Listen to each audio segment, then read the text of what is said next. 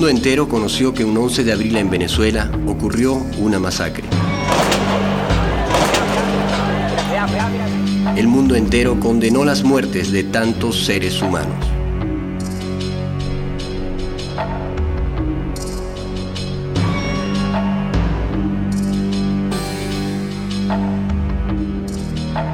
Estas personas que vemos disparando desde un puente de Caracas fueron señaladas como los autores de la masacre que cobró 19 víctimas fatales.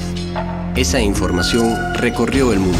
Un video sirvió de base inicial para determinar quiénes actuaron. Si usted reconoce a algunos de estos delincuentes y asesinos, ¿cómo disparan contra las personas que venían? ¿Cómo cuántos eran que estaban armados disparando contra el... Diría que eran más de 6 personas allí con armas. Se busca porque son acusados de asesinato masivo. Disparando contra las personas que venían por debajo. Esta masacre que propiciaron los círculos bolivarianos y algunos francotiradores del gobierno. The Chavez government suppressed peaceful demonstrations, fired on unarmed peaceful protesters, resulting in 10 killed and 100 wounded. 10 killed and 100 wounded. That is what took place, and a transitional civilian government has been installed. Fuerzas que sacaron de la patria.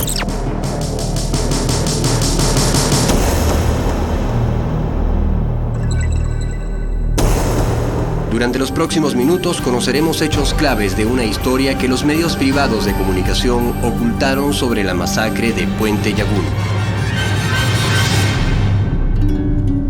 Hay lugares de la ciudad que recuerdan los capítulos de la historia de un país. Puente Llaguno y la Avenida Baral es uno de esos lugares. Este puente no alojaba ningún monumento, ningún hecho notorio de la historia había sucedido en él. Solo el tráfico caraqueño y los vecinos del céntrico lugar transitaban por el puente. Construido alrededor de los años 50, su anonimato sobrevivió el paso del tiempo.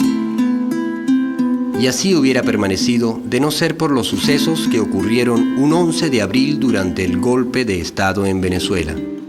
Se oían las balas en los árboles, yo me tapaba la cabeza y yo dije, Dios mío, me dieron. Yo nunca había sentido la muerte tan cerca como ese día. En los alrededores del puente y en el alma de los venezolanos quedan las marcas de aquella masacre. Junto al dolor, la incertidumbre y la duda rodean a este puente. Las explicaciones en torno a lo sucedido se contradicen. El puente y las esquinas tienen muchas cosas que aún que contar. Hasta aquí llegó la Policía Metropolitana, ahí está el Hotel Edén y nos están disparando de francotiradores. Todas esas cosas nosotros queremos que salga a la luz pública. Para muchos medios de comunicación privados, toda la verdad consiste en que el presidente Chávez envió a unos pistoleros a disparar contra una manifestación de oposición que pasaba por debajo del puente. Pero esta explicación no responde muchas dudas. Si la manifestación de oposición nunca pasó por allí, ¿a qué le disparaban estas personas? Si era una emboscada, ¿por qué se dejaron ver? Si disparaban contra manifestantes desarmados, ¿por qué y de qué se protegían tirándose al suelo? ¿Por qué nunca se transmitió el video completo de la cámara que registró estos disparos? ¿Qué pasó con los presuntos francotiradores capturados en los edificios cercanos? ¿Por qué muchos familiares de las víctimas defienden a las personas que dispararon alegando defensa propia, mientras los medios insisten en mostrarnos solo la otra versión? La historia tan difundida por algunos medios de comunicación no explica esta y otras interrogantes, pero los alrededores de Puente Llaguno, las imágenes de ese día y la memoria de quienes vivimos esos trágicos sucesos guardan hechos claves para comprender una parte de la verdad no contada sobre la masacre de Puente Llaguno. Este documental no pretende descifrar todas las interrogantes alrededor de los hechos del 11 de abril.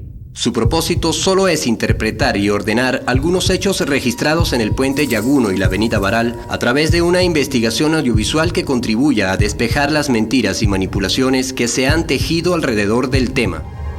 La recopilación y análisis de cientos de fotografías y horas de video nos permitió reconstruir la cronología de algunos sucesos del 11 de abril, una cronología que comienza desde la mañana de ese día y que revela las claves de una masacre. El mes de abril en Venezuela fue la fecha elegida por los factores políticos de oposición para iniciar una huelga general cuyo propósito era lograr la renuncia del gobierno del presidente Chávez. Los partidarios de la oposición convocaron a una manifestación que llegaría hasta un sector del este de la ciudad llamado Chuao. Por su parte, en las inmediaciones del Palacio de Gobierno, los simpatizantes del presidente Chávez mantenían por 3 días consecutivos una concentración popular en apoyo al proceso de cambios y en rechazo al paro. Para muchas personas, nada parecía indicar que se aproximaba una tragedia. Las dos concentraciones se encontraban separadas por una distancia de 11 kilómetros.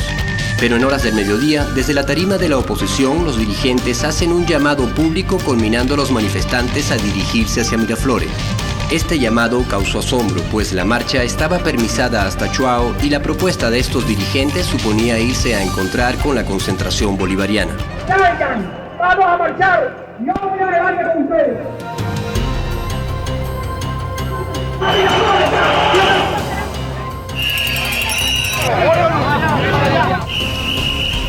Los manifestantes de oposición seguían la nueva ruta y en horas del mediodía se producen las 2 primeras víctimas de bala cuando la marcha apenas había iniciado su nuevo recorrido. Yo recibí un disparo y la profesora Carmen Blanca León de Guedes otro disparo. Yo hacia abajo para ver dónde me arde muchísimo. En ese momento veo una aureola oscura en mi pantalón y toco y empiezo a ver la sangre que me sale de la herida. Y ahí empiezo a dar quizás vueltas como un trompo diciendo estoy herida, estoy herida. El médico que la atendió en el Hospital Clínico Universitario le señaló que tenía tatuaje de pólvora. El tatuaje de pólvora indica que fueron impactos por disparos a quemarropa, es decir, efectuados desde la propia marcha de la oposición. Ningún medio televisivo reseñó en ese momento la importancia que tenía esta información para la seguridad de las personas. Ya son la 1:10 de la tarde, llegará hasta la Avenida Bolívar, llegará hasta Miraflores. Ya desde aquí tenemos visual de la marcha que tiene pretensiones de llegar hasta Miraflores. A pesar de la insistencia, autoridades municipales y policiales se opusieron a este llamado desde un primer momento. Es una irresponsabilidad que usted esté convocando frente a Miraflores cuando usted sabe que hay miles de personas concentradas en Miraflores. Advertimos a los organizadores que esa marcha no podía pasar de allí de Chuao. No sé que tú eres dueño de tu casa, pero si esta vaina no la organizamos, la vamos a perder. Abriéndole camino a la marcha se encontraba el dirigente de oposición y contraalmirante retirado Molina Tamayo, quien logró sortear varios cordones de la Policía Metropolitana, la cual no mostró mayor resistencia, permitiendo que la marcha continuara su curso. Dile que no hay vuelta atrás. Vamos a subir. ¿Ustedes van a insistir en llegar hasta Miraflores pese a esta situación? Hasta ahora la convocatoria ha sido hasta la Avenida Bolívar. Si el pueblo pide que vamos a Miraflores, esta es una marcha pacífica. Hemos entendido. A las 2:15, el alto mando militar emite un breve mensaje en cadena nacional para desmentir los rumores que se propagaban en la calle. Se ha comentado que el señor presidente de la República se encuentra detenido en el Fuerte Tiuna o en Miraflores. Lo desmiento categóricamente. Llamamos al pueblo venezolano a mantener la calma, al ejercicio de un ejemplar civismo y a rechazar toda incitación a la violencia, al desorden y a la anarquía. Voy a proceder ahorita a trancar ahí arriba para evitar que nos sobrepase esto. ¿Seguramente está intentando trancar la manifestación? Sí. Ese día, 10 militares de alto rango celebran una reunión. La cita no fue en ninguna instalación militar, sino en un municipio al este de la ciudad. El objetivo era proclamar el levantamiento militar contra el presidente Chávez que venían preparando desde meses atrás. Nosotros estábamos pronunciando antes de que hubiese el primer muerto y eso fue la decisión que tomamos y vinimos acá a hacerlo antes de que hubiera el primer muerto. Al lugar convocaron discretamente a varios periodistas, entre ellos a Otto Neustad, corresponsal de CNN, quien meses después reveló su testimonio sobre lo que allí sucedió. Se fueron poniendo sus uniformes de gala, estaban en el uniforme de campaña y aparentemente habían coordinado un equipo de microondas para poder transmitir la señal, porque esa señal iba a significar una especie de código para que en otras partes del país se levantasen y apoyasen la insurrección militar que estaba en camino hasta ese momento. La insistencia en ir a encontrarse con la otra manifestación significó más que un acto de provocación, una convocatoria directa a la muerte. Esto lo sabían algunos dirigentes de oposición, como declaró uno de ellos al día siguiente. Sabíamos que había riesgo. Sabíamos que podíamos enfrentar situaciones difíciles y que podíamos confrontar hasta la muerte, hasta la muerte.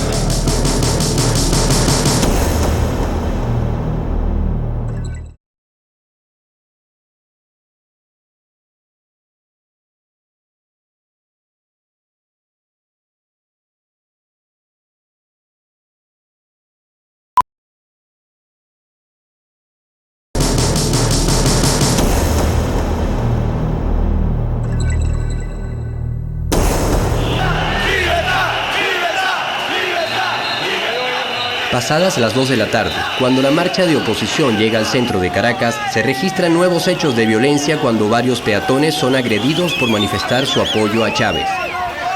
Una de las personas que presenció este ataque relata los hechos. De pronto irrumpió la parte delantera de la marcha que venía del este.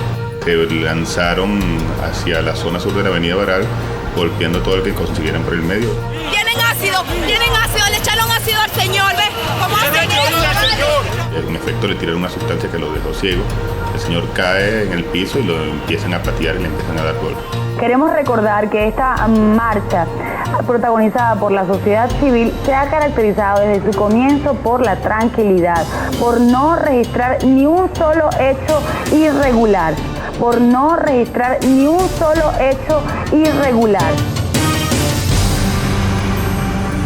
Los primeros manifestantes de la oposición llegan hasta la zona conocida como El Calvario en las inmediaciones del Palacio de Gobierno. Un cordón de la Policía Metropolitana impidió por algunos momentos que continuaran su curso, evitando que se encontraran con la manifestación bolivariana que estaba contenida por la Guardia Nacional en el otro extremo de esa calle. Sin embargo, en diversas fotografías se observa a varias personas de la oposición tratando de romper el cerco policial. Quien vemos en pantalla es Guayqueipuro Lameda, general retirado y expresidente de PDVSA, a quien la policía trató de disuadir. Con él se encontraba el contraalmirante retirado Molina Tamayo. Eran las 2:30 de la tarde y por televisión algunos dirigentes de la oposición ya declaraban estar al tanto del peligro que se corría.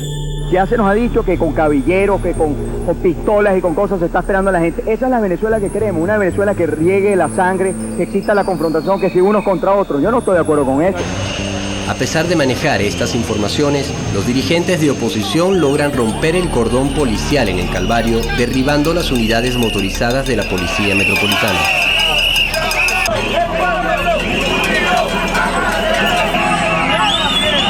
Del otro lado, los manifestantes bolivarianos son contenidos por efectivos de la Guardia Nacional.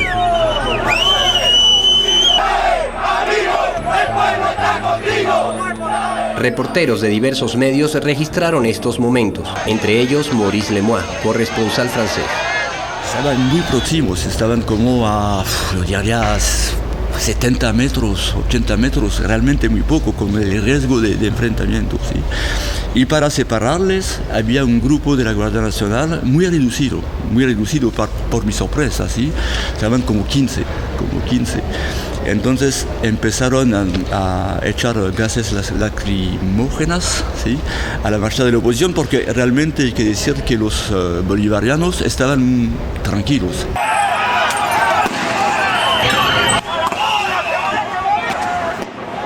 Estos enfrentamientos con gases y piedras, aunque se mantuvieron durante toda la tarde, no ocasionaron ninguna víctima fatal en el sector del Calvario.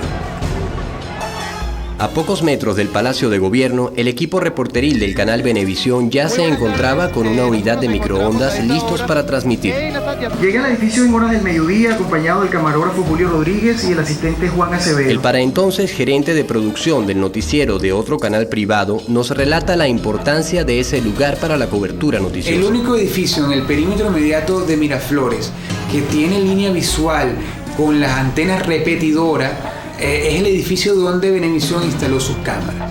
Ese día, Venevisión pagó varios cientos de miles de bolívares por tener el acceso exclusivo a ese edificio, con lo cual dejaron al resto de los canales fuera de esa locación.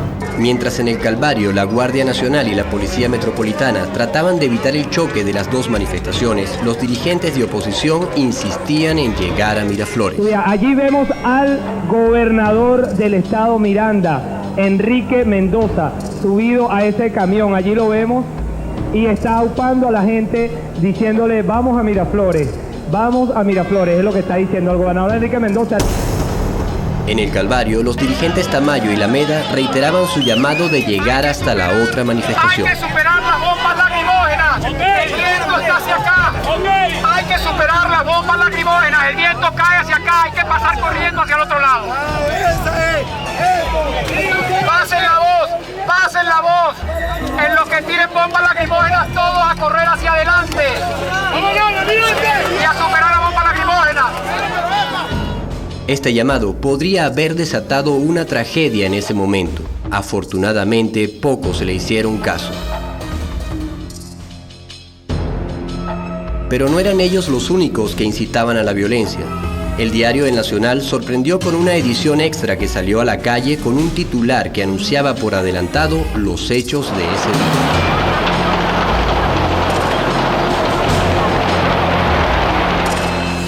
Por su parte, al canal privado Venevisión llega una noticia de gran importancia. Una nota que nos está llegando en este momento dice lo siguiente: Policía Metropolitana evitará que la marcha opositora llegue a Miraflores. El director de la Policía Metropolitana, comisario Henry Vivas, dijo este jueves que el organismo de seguridad tiene órdenes de evitar que la marcha convocada por Fede Cámaras y la CTV se movilice a Miraflores para evitar un posible enfrentamiento con simpatizantes del oficialismo que se encuentran en el lugar.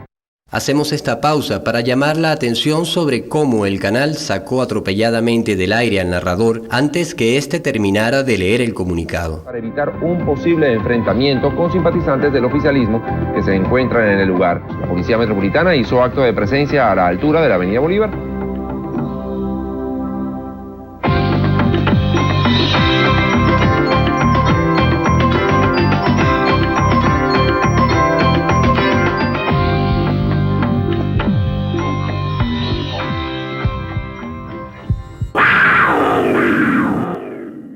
Meses después, un directivo de otro de los principales canales reveló en un programa frente a sus reporteros que el 11 de abril él ya estaba en conocimiento de la violencia que se avecinaba. Habían alertado sobre la posibilidad de que hubiera violencia en la marcha. Y no entiendo cómo funcionarios públicos que nos alertaron que iba a haber violencia en la marcha no utilizaron la fuerza pública para impedir que la marcha llegase hasta donde llegó, que hubiera sido la manera de impedir la masacre que hoy en día hemos visto. Pero el canal que dirige mantuvo insistentemente en pantalla el llamado a seguir avanzando hacia Miraflores. Al este de la ciudad, los 10 militares insurrectos esperaban la llegada de un equipo de microondas con el cual transmitirían su mensaje. En la espera, el equipo de CNN grabó un ensayo según lo testimonia Otto Neustad. Entonces ellos hagan el ensayo, ellos hacen el ensayo y yo lo grabo, o sea, lo graba mi equipo. La persona que lee el anuncio es el vicealmirante Héctor Ramírez Pérez, quien sería nombrado al día siguiente ministro de la Defensa del gobierno de facto. Esta es una parte del comunicado que leyó. Con francotiradores, para este momento van 6 muertos y decenas de heridos en Caracas. El testimonio que dio el para entonces corresponsal de CNN indicaba la existencia de una macabra conspiración vinculada a la masacre que ocurriría más tarde. En esa prueba ya se habla de muertos cuando todavía no había un solo muerto en la calle. Este grupo de oficiales no solo llamaban a una insurrección militar, sino que anunciaban la cifra de víctimas por adelantado. El corresponsal internacional fue testigo de ello. Para este momento van 6 muertos y decenas de heridos en Caracas. El cassette fue guardado, pero con el tiempo salió a la luz pública junto al testimonio del reportero, convirtiéndose en piezas claves para entender los acontecimientos ocurridos el 11 de abril.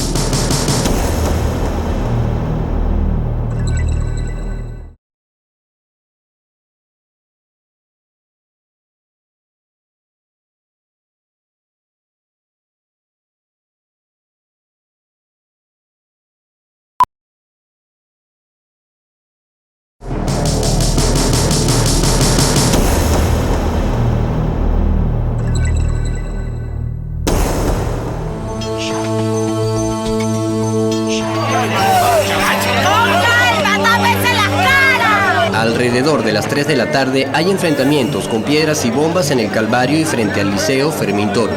En la avenida Baral y Puente Yaguno aún no se han producido los primeros enfrentamientos. ¡Sucio!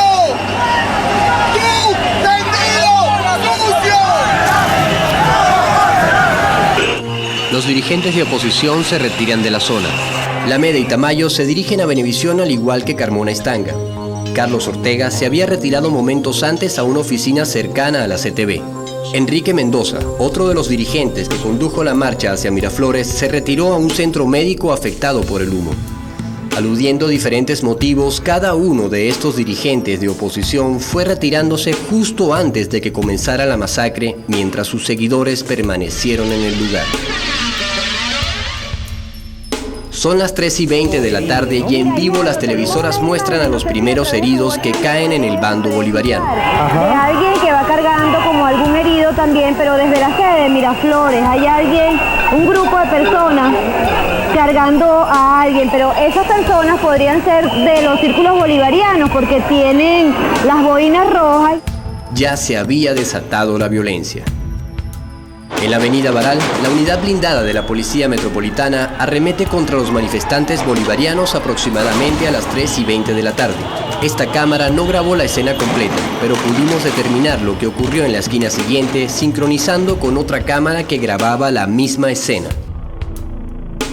La moto que sube esta esquina, llamada Pedrera, es nuestro punto de referencia para sincronizar las dos cámaras. Se trata de la misma escena grabada desde dos ángulos distintos. Esta cámara permanece encendida sin cortar la imagen hasta que sube a la esquina siguiente. Avanzamos en cámara rápida, comprobando que no existen cortes de grabación de cámara. Cuando llegamos a la esquina Muñoz, nos encontramos con la primera víctima por impacto de disparo en la cabeza de ese día. Se trata de Tony Velázquez, quien se encontraba en el bando bolivariano. Un único disparo lo impacta en el lóbulo frontal izquierdo mientras se arremetía la unidad blindada.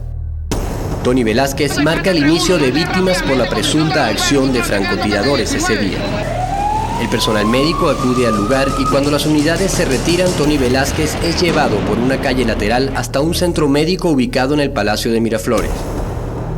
Una cámara fotográfica desde este punto recoge el momento en que lo trasladan en camilla.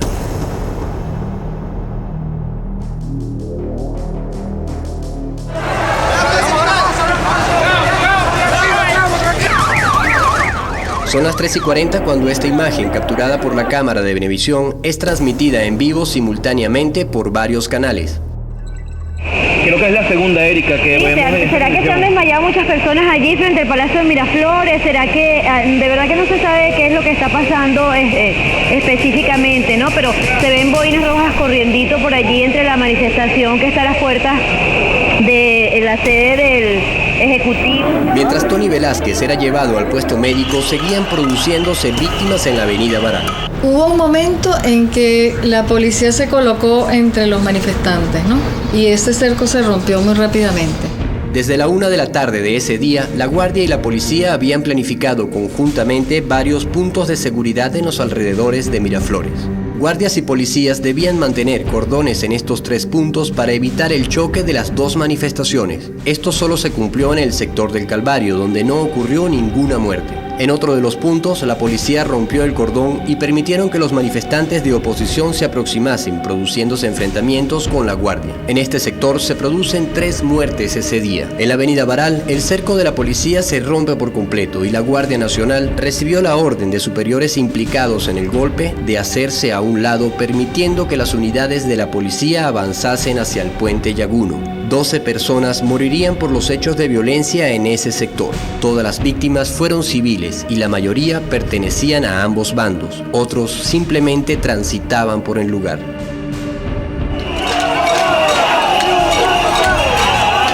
Al sur de la avenida Baral y desde una de las unidades blindadas se producen disparos hacia el puente Yaguno.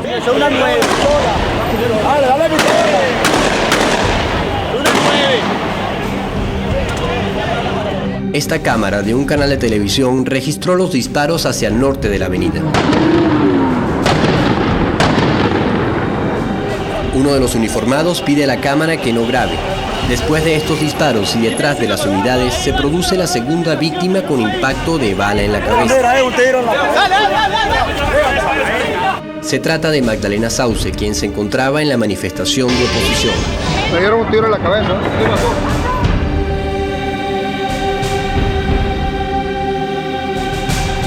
Con esta víctima van 2 personas impactadas de bala en la cabeza. Ya hirieron una chama y ahora viene otra herida y un tipo que lo carga en la moto. Esto es un desastre total. Los disparos que sufren ambas manifestaciones, lejos de dispersarlas, enardecieron los ánimos de ambos grupos. Se encuentran a una cuadra de separación y se producen enfrentamientos con piedras y botellas.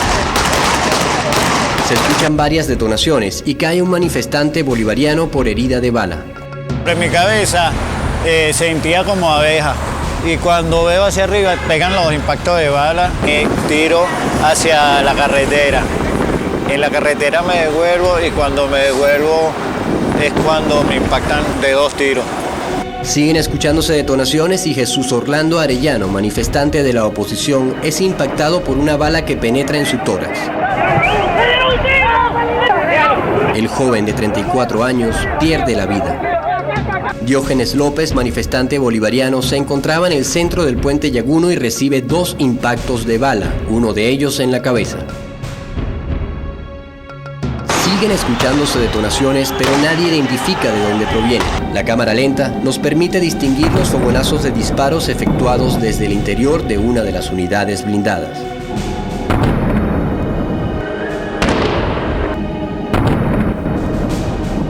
Hasta ese momento, la información que transmitieron en relación con las víctimas fue que los bolivarianos se desmayaban por el sol y restaron importancia a los heridos de bala. Destacar cuando se está atendiendo a esta persona que aparentemente está herida, pero también podría haber sufrido algún tipo de desmayo por Las principales televisoras no informaban sobre la masacre que ocurría en la avenida Baral. Algunos justificaron su silencio señalando que la transmisión en cadena del mensaje del presidente Chávez impidió que las televisoras informaran sobre los muertos y heridos. El presidente había previsto, había premeditado todo lo que iba a ocurrir y trató de que los medios de comunicación no informaran sobre esa masacre que estaba ocurriendo porque él tenía ocupadas por la cadena las televisoras y las radios.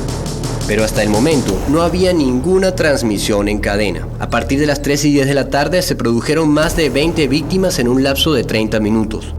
De haber querido informar, los medios privados hubiesen podido hacerlo. Después de una tensa espera, llegó la unidad de microondas que esperaban los militares insurrectos para transmitir su mensaje. Cuando nos informa inteligencia que iba a haber una cadena a las 3 de la tarde por el presidente, comenzamos a acelerar el proceso. Yo sé que esto fue tan rápido que tener un microondas instalado para el momento nos costó, lamentablemente no llegó a tiempo, o llegó un poquito más tarde de lo esperado. El llamado de estos militares no pudo ser transmitido a tiempo y a las 3:44 de la tarde el presidente Chávez inicia un mensaje en cadena nacional. He tomado la decisión, cuando falta, según mi reloj, 15 minutos para las 4 de la tarde, de convocar esta cadena nacional de radio y televisión. Continúan cayendo manifestantes en la avenida Baral y a las 13:50 es herido el fotoreportero Jorge Ibrahim Tortosa. Lo distinguimos del lado inferior izquierdo de la imagen cuando toma una foto hacia la unidad blindada.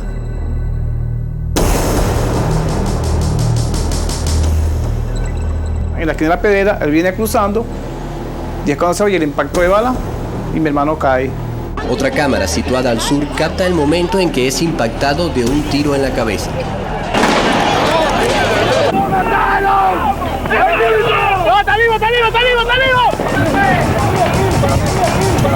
Son las 13:50 de la tarde. Su cámara fotográfica desapareció del lugar.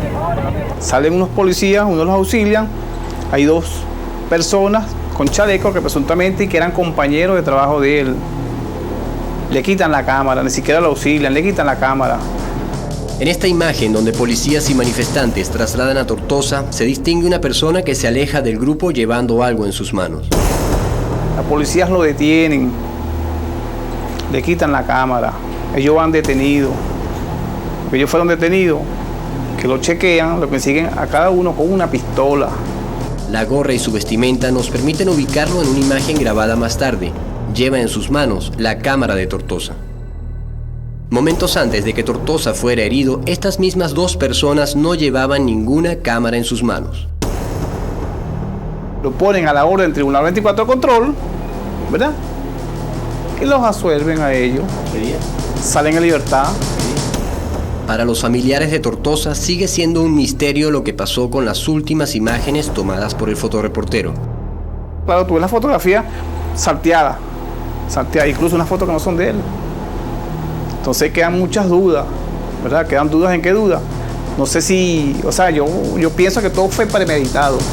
Segundos más tarde del disparo que impacta a Tortosa, se escucha un único tiro que da en el rostro de Malvina Pesate, manifestante de oposición. El registro del momento en que cayó esta víctima es contundente. Una gran puntería que permite hacer blanco sobre la cabeza con un solo tiro. La fuerza con la que se escucha el disparo parece indicar la proximidad del tirador. Alrededor de ese momento, otras personas recibirían impactos de bala en la cabeza. Alexis Bordones y José Antonio Gamayo se encontraban en la manifestación de oposición al sur de la avenida.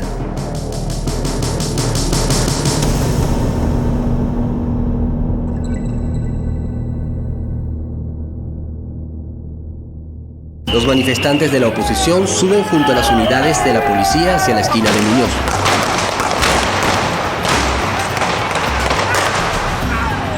Ángel Luis Figueroa, quien habíamos visto en la manifestación de oposición momentos antes, recibió un disparo en el tórax que le quitó la vida. Otro joven de la oposición en la esquina Muñoz es alcanzado de un disparo en la pierna. En esos momentos recibe un impacto de bala en la cabeza Jesús Mohamed Espinosa Capote, joven manifestante de la oposición cuando se encontraba en la esquina de Muñoz. Capote es el último manifestante de la oposición que cae en la avenida Baral. Esto ocurrió a las 13:55 minutos de la tarde aproximadamente.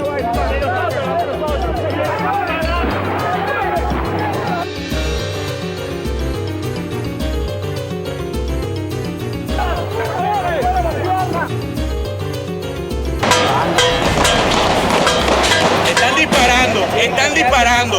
La documentalista Lilian Blaser se encontraba a la altura de las unidades blindadas en ese momento y nos relata los hechos.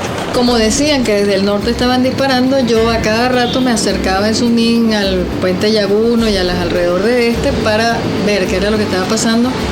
Y lo que me llamaba la atención después de que vi las tomas del puente Yaguno y las personas disparando desde allí, era que por lo menos durante todo el tiempo que yo estuve ahí, en el puente Yaguno no ocurrieron esas cosas, ¿no?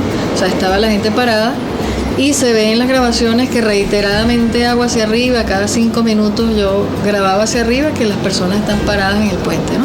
Hay personas arriba en el puente y abajo, ¿no? Las cajas que vemos en el suelo serán incendiadas momentos más tarde, lo cual nos marca un antes y un después de los sucesos en la avenida Baral. Mientras caían las personas que hemos visto hasta el momento, las cajas se encuentran regadas en el suelo y no había ninguna fogata en este lugar. Incluso en la imagen donde trasladan a Jesús Espinosa Capote, la última víctima fatal de la oposición en la avenida Baral, distinguimos al fondo el conjunto de cajas regadas en el suelo a la altura de la esquina Muñoz. Aún no habían sido incendiadas. Posteriormente veremos que en ese sitio se enciende una fogata con esas mismas cajas. Este dato es aparentemente irrelevante, pero reviste gran importancia para determinar la cronología de los sucesos. Sobre el puente Yaguno caen otros manifestantes bolivarianos. Yesenia Fuentes se encontraba junto a su esposo e hijo cuando recibe un impacto de bala en la cara. Su marido recibe otro en la pierna. Es cuando siento el golpe en la cara y pensé que era una pedrada. Me dieron desde allá. Desde allá.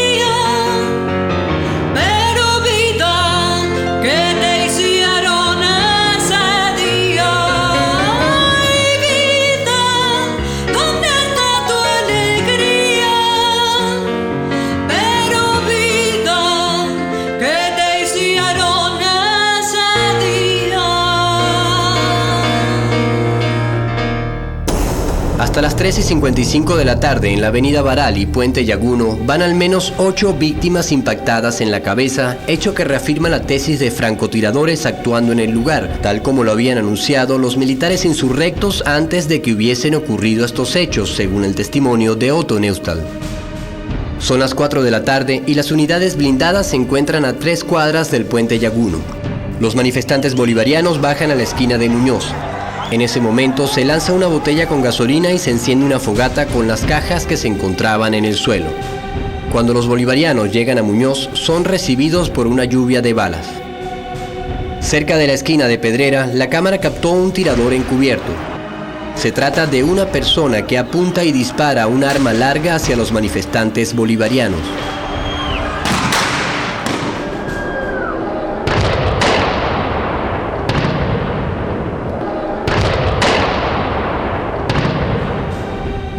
Algunos fotoreporteros presentes ese día captaron sus imágenes con cámaras digitales. Este tipo de cámaras registra información clave para la reconstrucción cronológica. Poseen una serie de características que no poseían las cámaras de película convencional.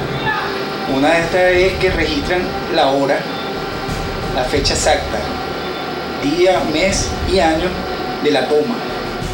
El registro digital de la cámara de Enrique Hernández nos muestra la secuencia en el orden en que fueron tomadas las imágenes.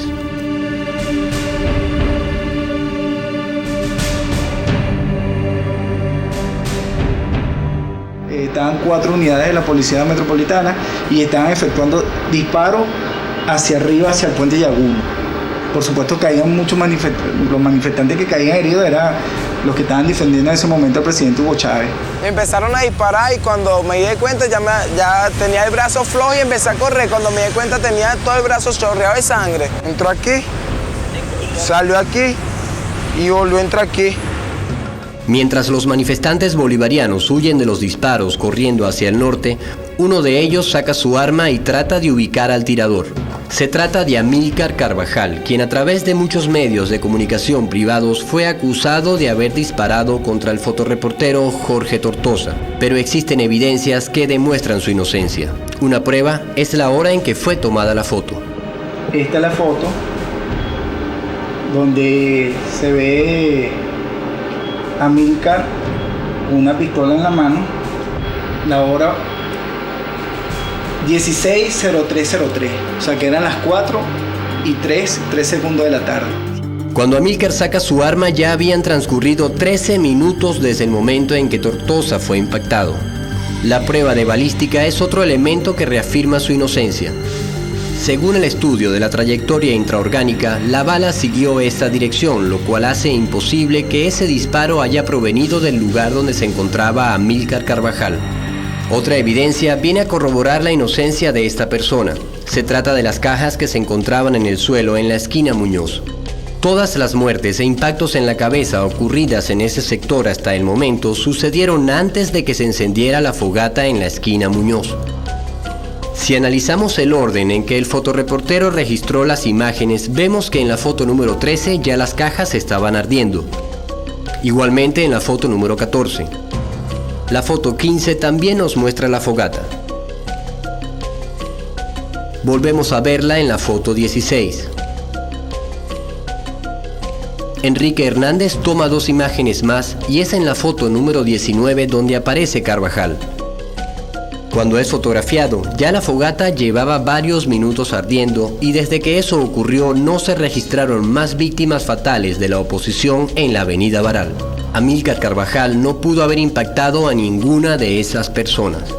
Incluso lo vemos momentos antes en otra gráfica de Hernández. Venía desde el oeste y aún no se habían producido los disparos contra los manifestantes bolivarianos que lo llevaron momentos más tarde a sacar su arma. Utilizaron la foto tomada por Enrique Hernández para acusar a una persona inocente y ni siquiera llamaron al fotógrafo para conocer su testimonio. Eso se veía caer en personas heridas con boinas rojas. Un testimonio que contradecía la campaña incriminatoria desplegada a través de muchos medios de comunicación. Era una de las personas que estaba protestando en contra de la Policía Metropolitana. Presentaba una herida de bala en el pie y era asistido por 2 personas. Esa foto fue tomada a las 4:07 de la tarde. Este es otro herido de bala también. Esta toma la hice a las 4 y 11 minutos, 34 segundos. Estaba la policía, La policía metropolitana. Captando mis imágenes me hirieron en el abdomen. De ahí salí unos compañeros que me llevaron hasta el Palacio Blanco, donde me asistieron, me hicieron los primeros auxilios. Las unidades blindadas inician una nueva arremetida y varios manifestantes bolivarianos son heridos mientras corren hacia el puente Yaguno. Mientras tanto, en otro lugar, policías, reporteros y manifestantes de oposición son atacados por tiradores encubiertos. Estas imágenes muestran a funcionarios y reporteros protegiéndose de los disparos mientras tratan de ubicar su procedencia. Son imágenes que se utilizaron repetidas veces para indicar que los uniformados se protegían de disparos que provenían del puente Yaguno. Pero el lugar donde esto ocurre es en una calle lateral al sur de la avenida, desde donde no existe visual hacia el puente Yaguno. Según los testigos, los disparos provenían de uno de los pisos superiores de un edificio cercano, el Hotel Junín. Los policías responden con sus armas mientras intentan tomar el edificio. ¡Está la puerta abierta para tomar ese edificio!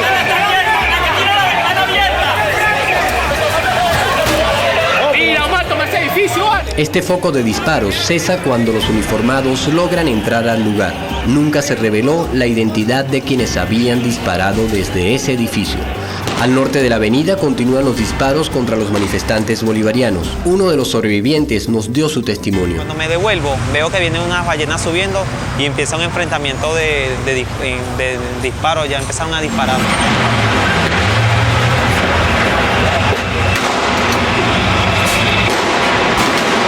A mí me hirió la policía metropolitana, de los que venían a traer la ballena con camisas blancas, pantalón azul y cascos blancos, que venían disparando con armas largas y armas cortas.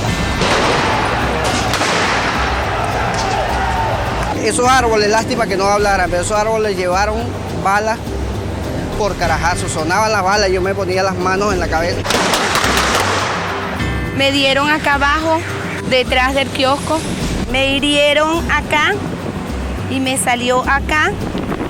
Entonces me hicieron esta operación para salvarme la vida. En el interior de una de las unidades se activa accidentalmente una bomba lacrimógena obligando a los efectivos a abandonar el vehículo. Después de haber recibido asistencia médica en el puesto de Miraflores, el fotorreportero Hernández se acercó al puente Yaguno desde donde pudo captar esta fotografía.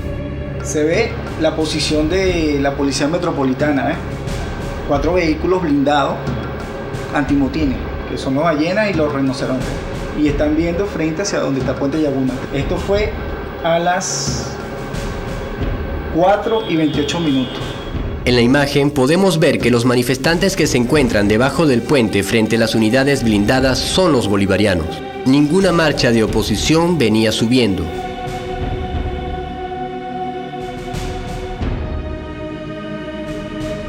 Momentos después, los vehículos blindados se reanudan la marcha y los disparos mientras los manifestantes bolivarianos siguen cayendo. Muy cerca de Puente Yaguno, un equipo de medios alternativos había improvisado un set de entrevistas con el que recogían breves testimonios de los participantes en la manifestación que apoyaba a Chávez.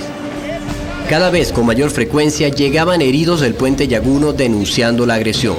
La policía arremetió contra todos nosotros que estamos ahí. Sí, hay un herido allá que lo llevaron para el hospital Vargas, lo hirieron de un tiro en la pierna. ¿De dónde? ¿Quién fue? La metropolitana. Que cada quien asuma su responsabilidad, como es el alcalde Alfredo Peña, mandando a las bandas armadas, que son disfrazadas de policía metropolitana, a herir a la persona que está apoyando al comandante Hugo Chávez Frías. Las personas que se encontraban sobre el Puente Yaguno nos ofrecen el testimonio de lo que vivieron. Se trata de personas que en los días siguientes solo fueron mencionados por los medios privados para calificarlos como hordas, delincuentes, asesinos y pistoleros, pero a quienes en esos días nunca se les permitió dar su versión completa de lo ocurrido. He regresado a Puente Yaguno porque queremos aclarar muchas cosas que no han sido aclaradas, que no nos han sido preguntadas, y esta es una oportunidad. Y cada oportunidad que tengamos para defendernos y demostrar la inocencia y demostrar la verdad de lo que ocurrió en Puente Yaguno, estaremos dispuestos a hacerlo. Después de haber permanecido un año detenidos, cuentan lo que vivieron ese día en Puente Yaguno.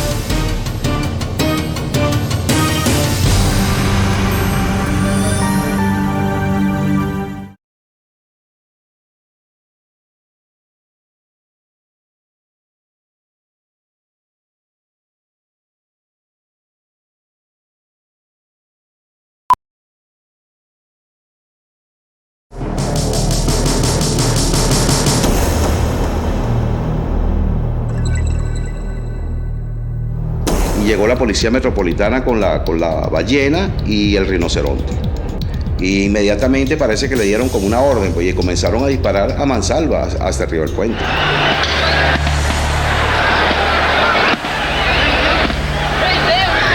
Me cayó uno, no, por eso es perdigones. Cayó otro, no perdigones, pero cuando los llevan cuando los paramédicos lo atienden, ves que son tiros. Bueno, los otros heridos cayeron abajo. Aquí cae un muerto, aquí.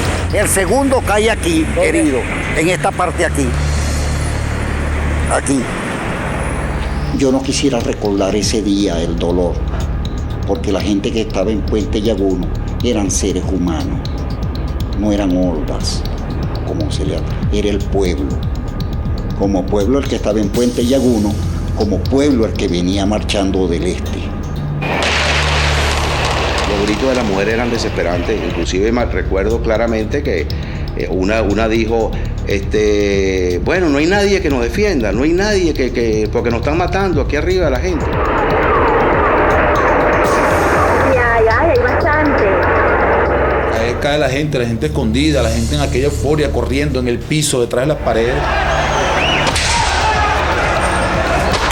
Mientras una lluvia de balas caía sobre el Puente Yaguno, varios reporteros estuvieron presentes en el lugar. Uno de ellos fue el corresponsal francés Maurice Lemoine. Al momento de aproximarme al Puente Yaguno, se escuchan disparos y yo veo, porque yo estaba en el puente, la gente que corre y se esconde en ambos lados del puente, ¿sí? Y un cierto número de gente que se pone boca abajo. Y era producto de que había mucho disparo hacia el Puente Yaguno. La gente se tiraba en el piso y se escondía detrás de las dos paredes que estaban a los lados. Entonces yo pregunto qué está pasando y la gente me explica, hay francotiradores, nos están disparando. La gente que estaba boca abajo, estaba buscando de dónde venían. No hice fotografías donde se ve la gente mostrando así, aquí está. Según los testimonios de quienes vivieron estos momentos, los disparos contra el Puente Yaguno procedían de diferentes puntos. Y en ese momento hay un señor que cae con un tiro en la cabeza, ¿no? Que está sobre el Puente Yaguno. Cae, le dan un tiro en la cabeza, le quitan, esto se le sale y cae. ¿Qué hicimos nosotros? Recoger, no, están disparando. Entonces ahí es donde nosotros decimos, hay francotiradores. Estaba la ballena, pero tú no te imaginabas que era la policía metropolitana la que está disparando. Habían en el Hotel Edén unos francotiradores y la gente se escondía de los disparos. La gente que estaba concentrada ahí llegó a ver los francotiradores. Aunque no han aparecido imágenes claras de francotiradores disparando desde los edificios, algunas cámaras captaron personas escondidas en azoteas vigilando la concentración bolivariana. Silueta negra que hacía posiciones de tiro, ¿no? Hacia las personas que estaban concentradas en Puente Yaguno y hacia abajo. Porque parece que estos señores era disparar de ambos lados para crear el caos.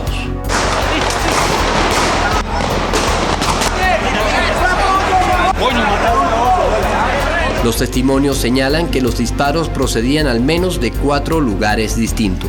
Francotiradores, policías y tiradores encubiertos habrían actuado simultáneamente según relatan los sobrevivientes. Un puesto médico fue improvisado en un estacionamiento cercano para atender a las víctimas del puente que caían del lado este. Uno de los heridos atendidos en ese puesto fue testigo de los disparos realizados por francotiradores. El médico que me estaba tratando, él se agacha al lado mío y cuando intenta ponerme un ringe le pega un disparo en la parte de al lado del pie. Y él me dice, nos están disparando de arriba. ¿De dónde estaban disparando? De arriba de los edificios esos que están ahí. El reportero de Venevisión relató posteriormente los sucesos vividos en ese momento. Escuché unos disparos que provenían de la avenida Urdaneta. Al llegar a uno de los extremos de la azotea, con vista a la Urdaneta, justo encima del Puente Yaguno, observé a un grupo de personas que disparaban hacia la avenida Baral. Rápidamente le pedí al camarógrafo que grabara lo que estaba pasando en el último cassette que nos quedaba. Recuerden que ya no tenía señal en vivo. Pero en las primeras imágenes que graba este periodista cuando empezó a oír las detonaciones, lo que vemos es que hombres y mujeres sobre el puente se lanzan al suelo protegiéndose de una agresión. Y en este momento 5 personas sacaron armas. ¿Sí? Bueno, es en este momento, después de los disparos. Y muchas de las personas que actuaron ahí tenían su porte legal de arma y lo usaron en defensa propia de él y de los suyos. Estas personas empezaron a disparar porque otras personas que estaban allá abajo gritaban que nos ayudaran. Ayúdennos, por favor, porque nos están matando. Ellos nunca pensaron que podía salir una persona de Puente Llaguno a defenderse de esa agresión. Yo también me escondo, pero con la misma que me escondo, saco mi arma y comienzo a disparar hacia el Hotel Edén. Los disparos que yo hice fueron dirigidos hacia el Hotel Edén básicamente. Disparando, escondiéndose, mirando, disparando, escondiéndose, es decir que había un peligro evidente, ¿sí? Durante varias horas de esa tarde se mantuvo el enfrentamiento y el ataque contra el puente. El testimonio gráfico tomado por la fotoreportera Wendy Olivo en la esquina Muñoz nos muestra a un grupo de uniformados y junto a ellos personas vestidas de civil que efectuaron disparos en dirección al puente Llaguno con armas de distinto calibre. Bueno, yo soy acostumbrado a este tipo de situación. Yo he trabajado en América Central, Nicaragua, Guatemala, El Salvador. Y muy interesante, la gente me dejó hacer fotografías. En realidad, en este tipo de situación, si alguien está cometiendo un crimen, no te va a dejar hacer fotografías. Y nadie me impidió hacer ninguna fotografía. Yo hice lo que yo quería. Es decir, que la gente sabía que se estaba defendiendo. Había gente que gritaba que venga la fuerza, la seguridad pública, que venga la Fuerza Armada. Así la gente gritaba.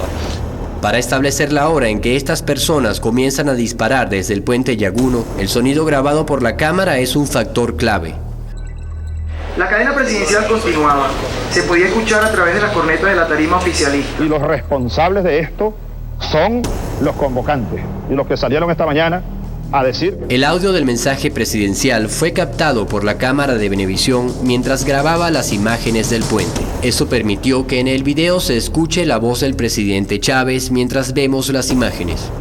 Y los responsables de esto son los convocantes y los que salieron esta mañana a decir que la marcha era para nosotros. Conociendo la hora en que el presidente inició la transmisión y conociendo la parte del discurso que se grabó junto a la imagen, pudimos determinar con precisión la hora en que estas personas comenzaron a disparar desde el puente Llaguno. Y los responsables de esto son los convocantes y los que salieron esta mañana a decir que la marcha era para nosotros. Y los responsables de esto son los convocantes y los que salieron esta mañana a decir que la marcha era para Miraflores. Esta es una de las claves de la cronología que permite establecer una diferencia de 43 minutos entre el momento en que cae la última víctima fatal de la oposición en la avenida Baral y el momento en que estas personas comienzan a disparar defendiéndose de una agresión. Pero en muchos medios de comunicación se invirtió el orden temporal de los acontecimientos y reiteradamente señalaron que esos disparos habían producido las muertes de manifestantes de la oposición. La versión de los medios resultó una farsa y la reconstrucción cronológica demuestra que no dispararon contra ninguna manifestación. En todo momento yo apunté y le disparé a la ballena de la Policía Metropolitana, que era la que nos estaba disparando a nosotros. Se estaba frenando las unidades que no pasaran, porque si ellos pasan, no son 15 muertos, pasan de 400 muertos. Tiene que saber la verdad, porque la gente que actuó aquí lo hizo en un estado de necesidad. Aquí se estaba gestando un golpe de estado. En ese momento la Policía Metropolitana no era ninguna autoridad, era una fuerza de choque de los golpistas.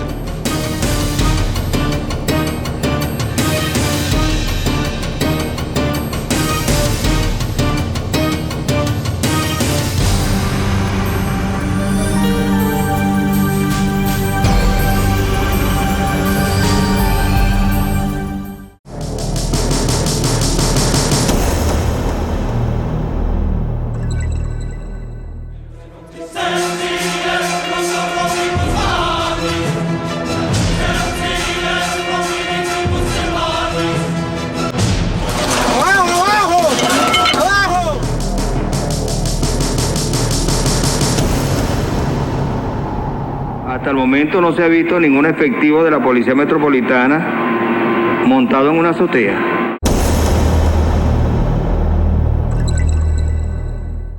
Si aquí hay alguien que estaba de francotirador o algo, mire, que se investigue.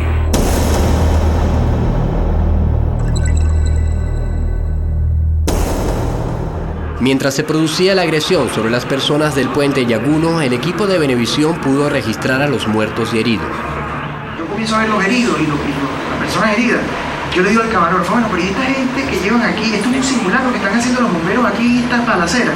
Porque es que yo todavía no caí en cuenta de lo que en realidad estaba pasando. Pero nuestra cámara grababa los sucesos en el puente y captó claramente que no se trataba de ningún simulacro, sino de Erasmo Sánchez, una persona de 60 años que manifestaba su apoyo al presidente Chávez y que momentos antes se encontraba apoyado en la baranda de Puente Yaguno.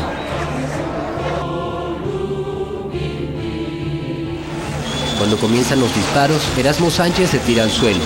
Allí recibe un único impacto de bala que le entra por la cabeza y se aloja en su espalda. El informe de balística señaló que se trataba de un proyectil calibre .556. Este tipo de proyectil se dispara con armas similares a las que vemos en la imagen, donde un uniformado sobre la unidad blindada de la Policía Metropolitana dispara hacia el puente Yaguno. Desde otro ángulo, otra cámara graba los momentos en los que es accionado el fusil repetidas veces.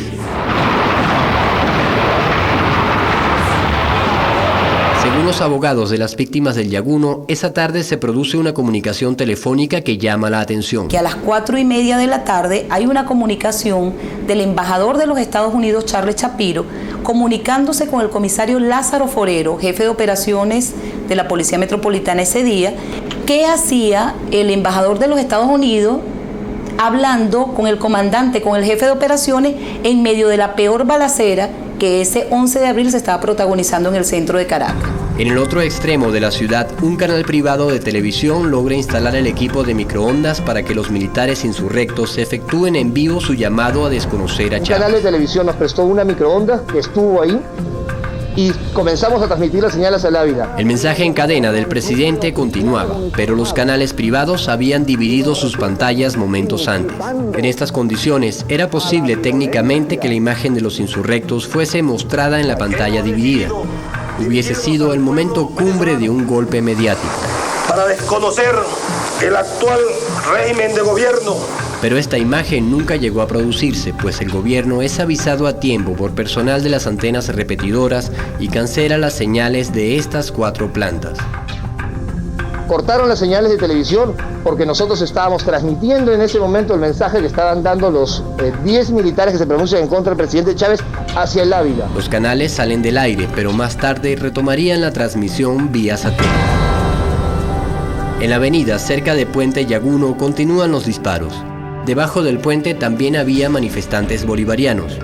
Esta cámara captó a Rudy Alfonso Urbano, quien manifestaba su apoyo a Chávez. 4 unidades blindadas se encuentran a pocos metros de él. En esta otra imagen lo vemos en el suelo. Aquí acuden a auxiliarlo. Un único disparo de arma larga impactó en su frente.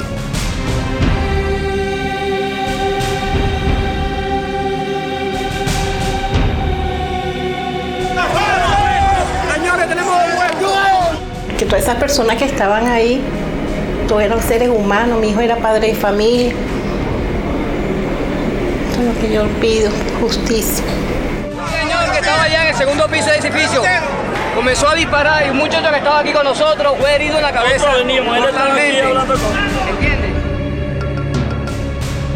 Siguen cayendo personas muertas y heridas debajo y encima del puente Yaguno, varios con impactos en la cabeza. Me he disparado. Porque mira, mi padre se encontraba adyacente al estacionamiento del Ministerio de Relaciones Interiores. Recibió un impacto de bala en el parietal izquierdo por parte de los funcionarios de la Policía Metropolitana, que se encontraban para el momento disparándole a las personas que se encontraban en la concentración del oficialismo.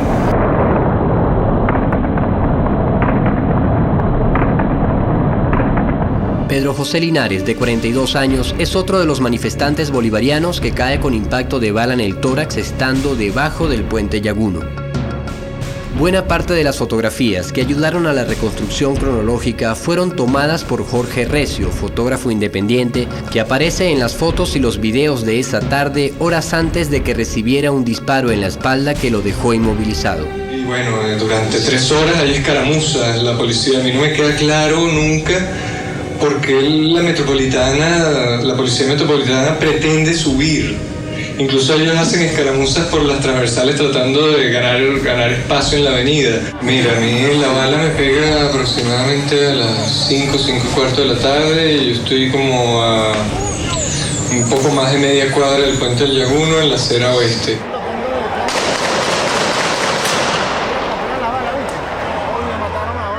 Para mí no cabe duda en la dirección de donde provenía el disparo. No cabe la menor duda. ¿De dónde provenía? ¿De dónde provenía? Provenía del sur de la avenida de la Baral.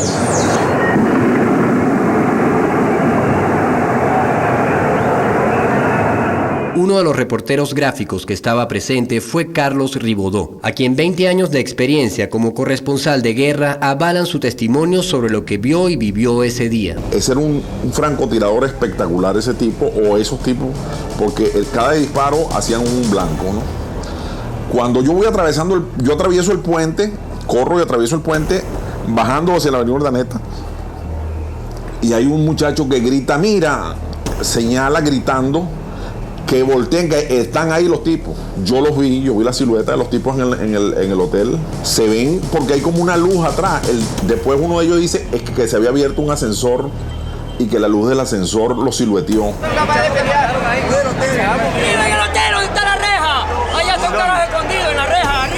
Otro manifestante bolivariano, César Matías Ochoa, es alcanzado por una bala en el cuello cuando se encuentra debajo del puente Yaguno. Adrián Linares se encontraba a una cuadra del puente cuando fue herido y recuerda claramente de dónde provenían los disparos. Frente hacia donde yo estaba, estaban los policías metropolitanos disparando. Desde arriba de la ballena, desde dentro de la ballena, detrás de la ballena y los policías que estaban apostados en las esquinas y detrás de los kioscos de la avenida Baral. A las 5:15 concluye el mensaje en cadena del presidente Chávez y cuando Venevisión retoma la señal, vemos a Tamayo y Lameda sentados a buen resguardo en el estudio al que se habían ido alrededor de 2 horas antes, cuando abandonaron la marcha que ellos mismos habían conducido a Miraflores. A todas las Fuerzas Armadas, por favor, actúen, este gobierno ya es ilegítimo, no echen para atrás. En la avenida Baral, en un momento, algunos manifestantes bolivarianos trataron de repeler el ataque desde un kiosco debajo de Puente Yaguno.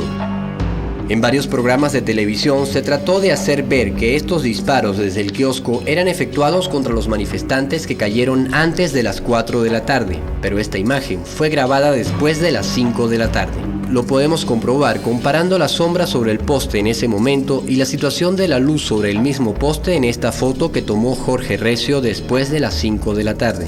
En la foto de la izquierda, la luz del sol ilumina el poste. En la foto de la derecha, el poste ya se encuentra en sombra. La tarde había avanzado. Esta imagen fue grabada después de las 5 de la tarde y la última víctima fatal de la oposición había caído hacía más de una hora. Estos disparos corresponden a un enfrentamiento contra uniformados que disparaban hacia el norte.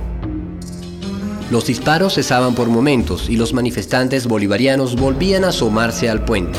La calma duraba hasta que nuevamente se escuchaban disparos desde los edificios hacia policías y manifestantes. La labor de los francotiradores era clara: disparar hacia ambos lados para crear el caos. En una esquina al norte del puente Yaguno muere por un disparo realizado a distancia Josefina Rengifo Cabrera, una joven mujer embarazada que no participaba en ninguna de las dos manifestaciones.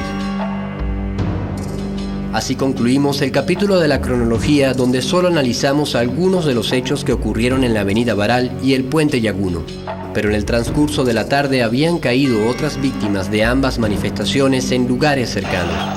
Un testimonio audiovisual en otra calle paralela es el que muestra a un manifestante de la oposición que en esta imagen se distingue en el suelo. Se trata de Johnny Palencia, joven manifestante de oposición que recibió un único disparo de bala en la cabeza que le quitó la vida. El proyectil fue de un calibre similar al utilizado por la Guardia Nacional que se encontraba en ese lugar. En ese mismo sector habían caído ya otros 2 manifestantes de oposición, Juan David Querales y Víctor Emilio Reynoso, ambos impactados de bala.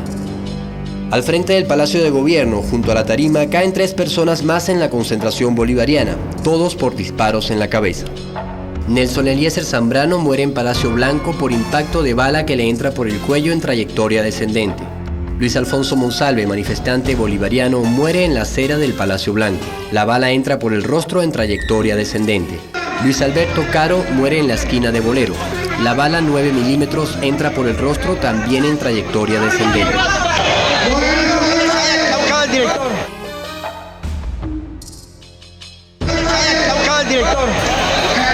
A las 7:30, funcionarios de la DICIT detienen en el Hotel Ausonia, al lado del Palacio de Gobierno, a un grupo de personas que fueron señaladas por los manifestantes como los supuestos francotiradores que disparaban desde una de las ventanas del hotel.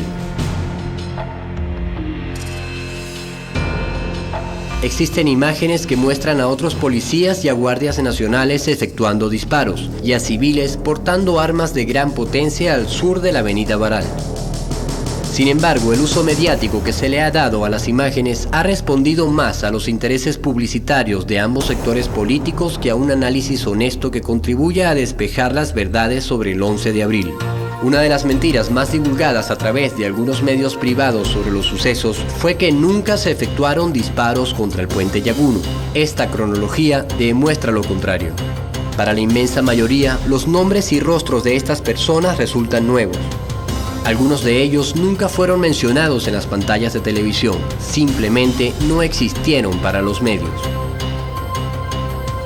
Así culmina la trágica jornada del 11 de abril, donde 19 venezolanos de ambas manifestaciones perderían la vida. 4 zonas bien definidas de ataque con armas de alta potencia y víctimas con impacto en cabeza y cuello evidencian la presencia de francotiradores actuando coordinadamente. Pero la historia no terminaba allí. Los medios de comunicación se cobrarían una víctima más, la verdad.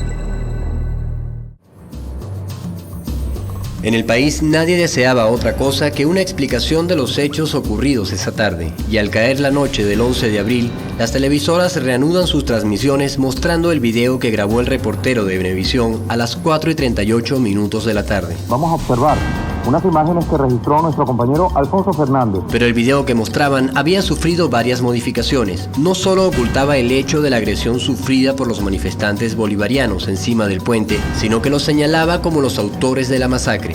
En uno de los negocios que está cerca de Miraflores, pasamos por ahí, vimos la televisión que estaban pasando el video y nos dimos cuenta de que lo que estaba comentando la persona que estaba ahí en la televisión, el periodista, era muy diferente a lo que había pasado en el puente.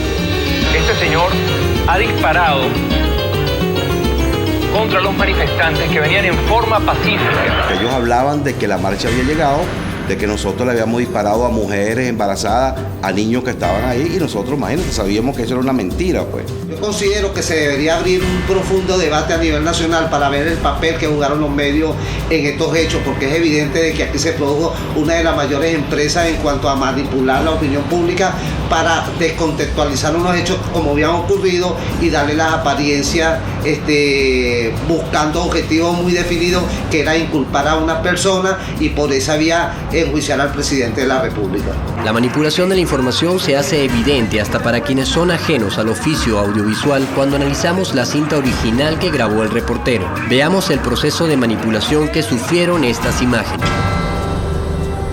En los estudios de Venevisión fue seleccionado el material que se mostraría. En la cinta original existe una imagen que no fue transmitida esa noche. En ella vemos que el periodista con micrófono en mano describe a cámara los hechos que en ese momento estaban ocurriendo. Con micrófono en mano empecé a describir la terrible situación que estaba pasando. Si existía esa imagen narrada en vivo por quien reportaba, ¿por qué no fue la que salió al aire? ¿Por qué no fue presentada por Venevisión esa noche? La narración era en vivo y la hacía alguien que presenciaba los hechos. En lugar de eso, en el estudio de Venevisión se tomaron el tiempo de seleccionar imágenes, descartar la narración en vivo y describir con detalle lo que sucedía fuera del campo visual de la cámara, tergiversando lo que en realidad había ocurrido. Cuando esta imagen fue presentada un año después a un reducido auditorio, nadie pudo escuchar lo que decía el periodista.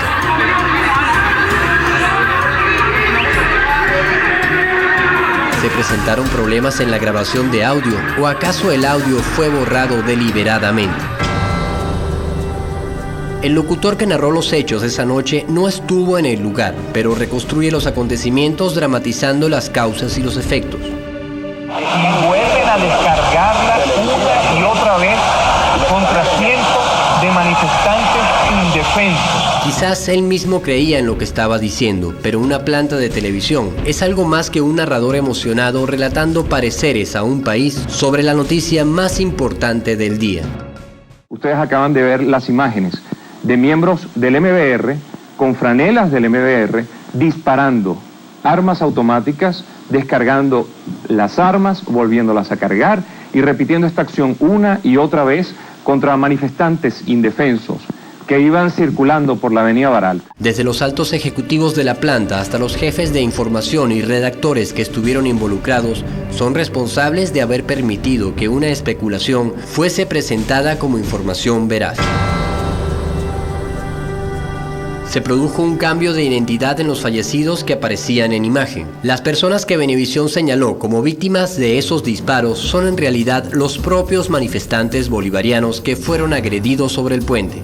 Ahí están ustedes observando cómo llegan los heridos de bala a Miraflores, que parece que lo tenían previsto.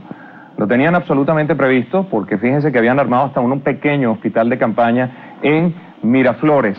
Estaban atendiendo, como ustedes han visto en el transcurso de esta tarde, a los heridos de bala, víctimas de miembros armados del MBR y de los círculos bolivarianos. Ellos nos pasan a nosotros disparando y después pasan como si estuvieran recogiendo los heridos. ¿Y quiénes recogen los heridos?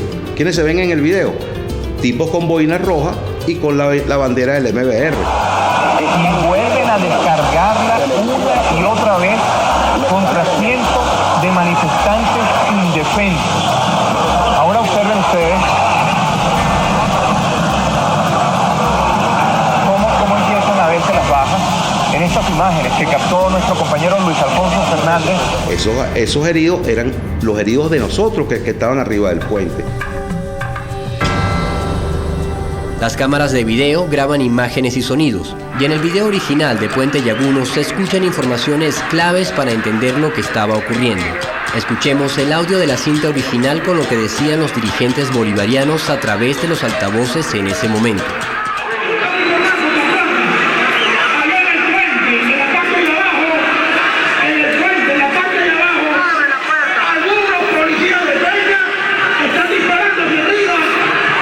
La información que acabamos de escuchar fue tapada por la voz del narrador de Venevisión. Este otro audio tampoco fue transmitido.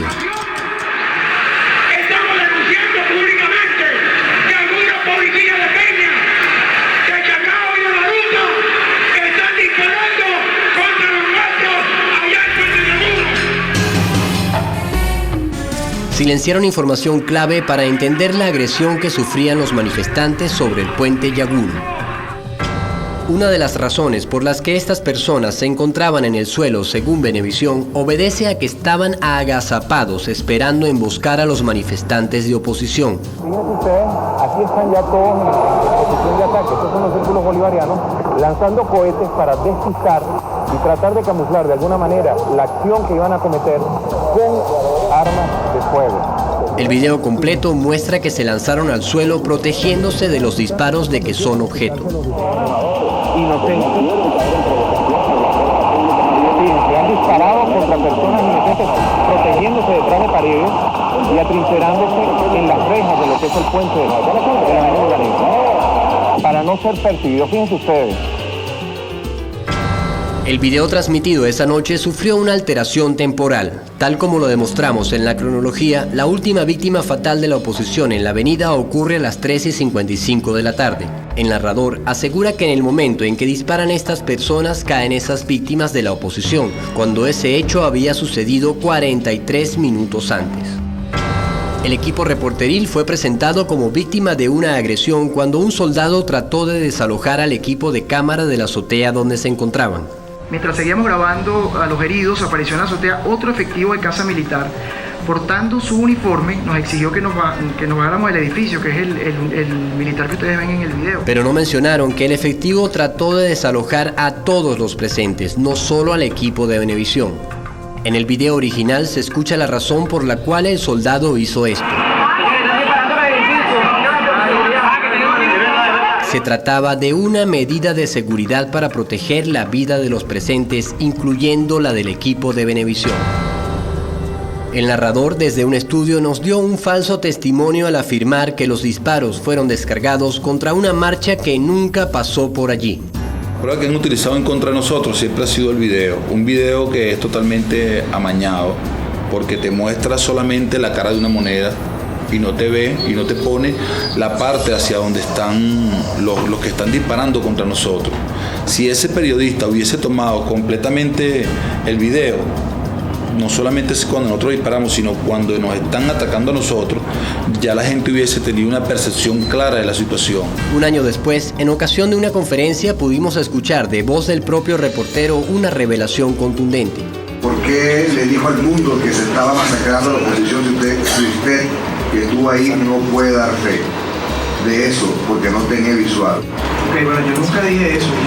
Ahí está el material que se les mostré, el material en bruto, que fue que se mandó al canal. Yo me quedé allí hasta las 9 de la noche de ese 11 de abril y yo dejé claro que yo estaba arriba y no tenía visual hacia la avenida Baral. Él mismo, que estuvo junto a la cámara, no pudo ver a qué le disparaban estas personas. Contra los manifestantes que venían en forma pacífica. Gente, yo no puedo hablar por mi compañero, en este caso Manuel Sáenz, que estaba allí. Ojalá que algún día lo puedan invitar también para que él dé su testimonio. La cámara de Venevisión, tal como relató posteriormente el reportero, no tenía ángulo visual hacia la avenida Baral, es decir, no veía hacia qué le disparaban estas personas. Pero a esa misma hora, un vecino desde el balcón de su casa al noreste del puente sí tenía visual y pudo grabar con su Handycam lo que sucedía en la avenida. Estas son las imágenes. Cuando la cámara sube vemos claramente que en la avenida no hay ninguna marcha y que solo distinguimos la unidad blindada de la Policía Metropolitana mientras se efectúan los disparos contra el puente Yaguno.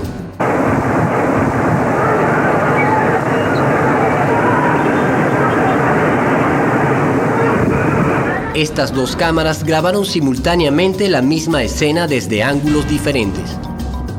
Las dos imágenes se registraron a la misma hora, a las 4:36 minutos, cuando comienzan a escucharse las detonaciones de los francotiradores que abrieron fuego contra las personas en el puente. Para comprobar que se trata de la misma escena grabada a la misma hora, basta con determinar lo que se llama en lenguaje audiovisual puntos de sincronismo entre las dos cámaras, es decir, movimientos y elementos que se repiten idénticamente en las dos imágenes. Esta persona nos servirá de punto de sincronismo para determinar que se trata del mismo momento. Haciendo un acercamiento a las dos imágenes, veremos que sus movimientos son exactamente iguales. Primero levanta su mano izquierda señalando hacia el sur. La recoge y la vuelve a extender. La recoge nuevamente y gira su cuerpo hacia el norte.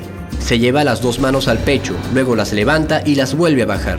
Se trata de la misma escena grabada desde dos ángulos distintos. Prueba contundente de que momentos antes de que comenzara a dispararse desde el puente defendiéndose de una agresión, en la avenida no había ninguna marcha y solo se encontraba la unidad blindada de la Policía Metropolitana. La manipulación a partir de este video quedará como ejemplo de uno de los mayores fraudes en la historia periodística de nuestro país. El video de Venevisión fue analizado por dos empresas norteamericanas que certificaron que no había sido manipulado o montado. Pero un pequeño detalle que pasó inadvertido para muchos es que existen dos videos muy diferentes.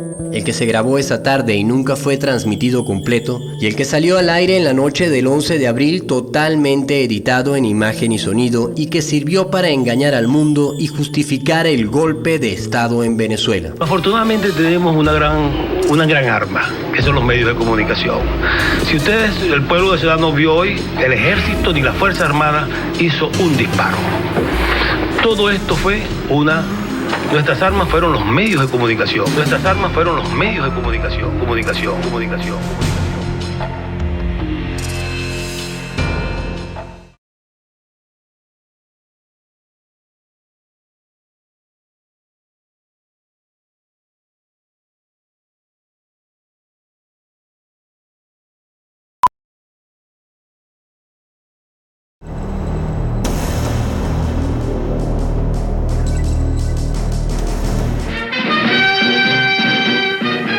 Una vez más, el trabajo del equipo de periodistas del Informador es reconocido en otras latitudes. Acaba de ser galardonado en España con el premio de periodismo Rey de España. El jurado reconoció el trabajo de nuestro equipo reporteril. Venezuela y el resto del mundo fueron testigos de primera fila del momento en el que un grupo armado arremetió contra las personas que marchaban pacíficamente hacia la Plaza Oleari del Silencio. Como parte del jurado estaba también Miguel Enrique Otero, por parte de Venezuela. Este es un premio, amigos, que no solamente es orgullo para quienes trabajamos en El Informador, sino para toda la familia de Venevisión. Así lo afirma el presidente del canal, Víctor Ferreres, quien recordó que este reconocimiento es una muestra más de la labor que desempeña Venevisión al informar sobre la realidad de nuestro país. El que le otorguen este premio, pues garantiza, certifica, refrenda la validez y la veracidad de ese testimonio audiovisual. Yo quiero que se me limpie mi nombre públicamente, porque yo no soy un asesino. No ha sido fácil enfrentarnos a un proceso judicial donde la principal presión que hemos tenido ha sido la matriz de opinión que ha sembrado los medios de comunicación privada en relación a estos hechos, que ha sido de total distorsión, de desinformación y tratar de favorecer a un determinado grupo político en desmedro de la verdad de lo que ocurrió el 11 de abril. Si usted reconoce a algunos de estos delincuentes y asesinos, ¿como cuántos eran que estaban armados disparando contra el...? Diría que eran más de 6 personas allí con armas, al menos en el grupo, porque de este lado habían otros. Se busca porque son acusados de asesinato masivo. A partir de la manipulación de la imagen del puente Yaguno, se produjeron cientos de artículos y noticieros repitiendo la mentira. Esos hechos que fueron causados por hordas oficialistas. Si usted cree saber del paradero de alguno de ellos, colabore con las autoridades y ayúdenos a encontrarlos. No soy un asesino. Los indiciados fueron detenidos y torturados ante la indiferencia de unos medios que se habían constituido en jueces. Fui detenido, me montaron en la camioneta, a su vez me encapucharon, fui golpeado. Llegan a mi casa con una orden de aprehensión, en blanco, juez en blanco, firmado en blanco. Llegaron como la Gestapo, rompiendo puertas, asaltando como que estuvieran asaltando. Bueno, eso. A mi nuera le pegaron, a mi hijo le pegaron, al resto de la familia me los batearon como quisieron pegarle.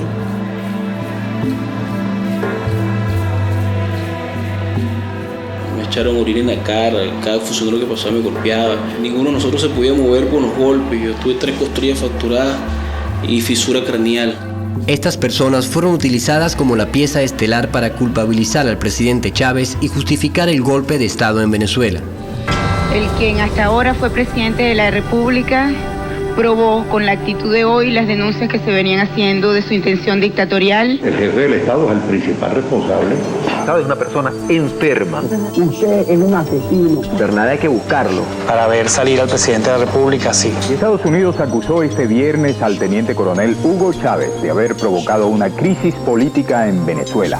the Chavez government suppressed peaceful demonstrations, fired on unarmed peaceful protesters, resulting in 10 killed and 100 wounded. Venezuela, libre y democrática, transmitió, conjuntamente con la Red Nacional de Emisoras Comerciales del país. Una obra maestra de la manipulación había ocurrido en esos días. En Venevisión nos sentimos orgullosos de nuestra contribución a la patria, con la cual siempre hemos marchado de la mano. La verdad sobre lo ocurrido esa tarde fue silenciada por una avalancha en los medios. El canal del Estado no pudo seguir transmitiendo.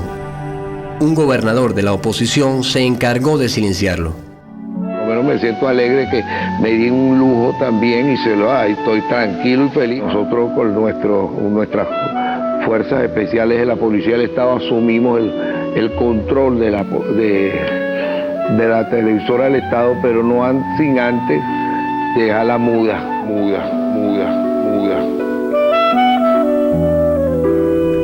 A partir de esa noche se producen arrestos y allanamientos contra los simpatizantes y miembros del gobierno bolivariano. En estos momentos me encuentro resguardada por cuanto mi casa fue allanada.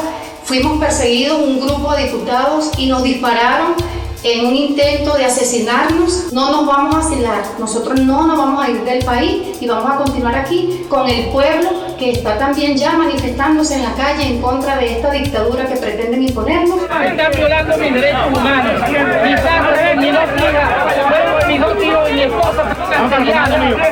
José Alexis González, quien se encontraba esa tarde en Puente Llaguno, fue interceptado y muere por un disparo en el tórax. El presidente Chávez es secuestrado por los autores del golpe. Miembros de la jerarquía eclesiástica bendicen con su presencia y sus declaraciones las acciones de los golpistas. Un general cercano a Chávez anuncia que el presidente había aceptado la renuncia. La cual aceptó. Pero la gente sabía que Chávez no aparecía en las pantallas porque estaba secuestrado.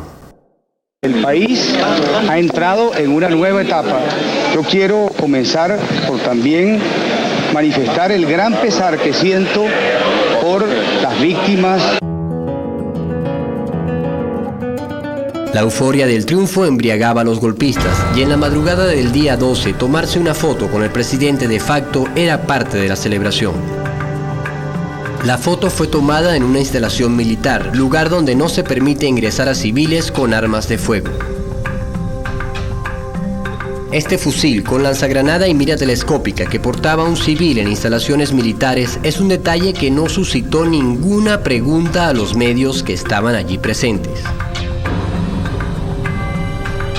La manipulación de esta imagen generó una cortina de humo para desviar la atención de las investigaciones y sembró de obstáculos el camino hacia la búsqueda de la verdad sobre los sucesos del 11 de abril. Las personas que fueron detenidas con la cámara de Tortosa y portando armas de fuego en la manifestación de oposición fueron liberadas al día siguiente durante el breve gobierno de facto. Lo mismo ocurrió con los 7 supuestos francotiradores detenidos en el Hotel Ausonia. Varias personas señaladas como parte en la conspiración huían del país 2 días después de la masacre. El conductor de una de las unidades blindadas de la Policía Metropolitana muere en circunstancias nada claras un mes después de los hechos del 11 de abril. Los familiares de las víctimas fueron engañados al señalárseles a personas inocentes como los asesinos de sus seres queridos. 4 personas permanecieron injustamente encarceladas durante 1 año. Otras tuvieron que abandonar sus familias mientras eran perseguidos con órdenes de captura y una intensa campaña en los medios. Y también tengo mucho miedo de lo que le pueda pasar a mi familia. No sé qué hacer, quiero tener mi vida normal, quiero estar con mis hijos, quiero pasear con los chamos en el parque y... Dalo ahí, hermano. Arrecho. Maldito, chavista. En la prensa venezolana se divulgó durante los días siguientes la información de que sobre el Puente Llaguno nunca se produjeron heridos ni muertos. El alcalde de oposición, Alfredo Peña, mantuvo que ningún policía del cuerpo a sus órdenes disparó balas contra el Puente Llaguno. Según las investigaciones realizadas, hasta los momentos no han sido encontradas evidencias de impactos de bala desde la avenida Baral hacia el puente Yaguno, donde se encontraba la manifestación del oficialismo. En los días posteriores, una cámara grabó testimonios silenciosos pero contundentes que desmentían esa versión. Estas imágenes son evidencias de impactos de balas que provenían del sur de la avenida Baral. Sin ser expertos en balística, la perspectiva de estos disparos hacen evidente que fueron efectuados hacia el puente Yaguno. A pesar de lo contundente de estas imágenes, en el periódico El Universal se señaló un mes después de la masacre que no habían habido impactos en el puente.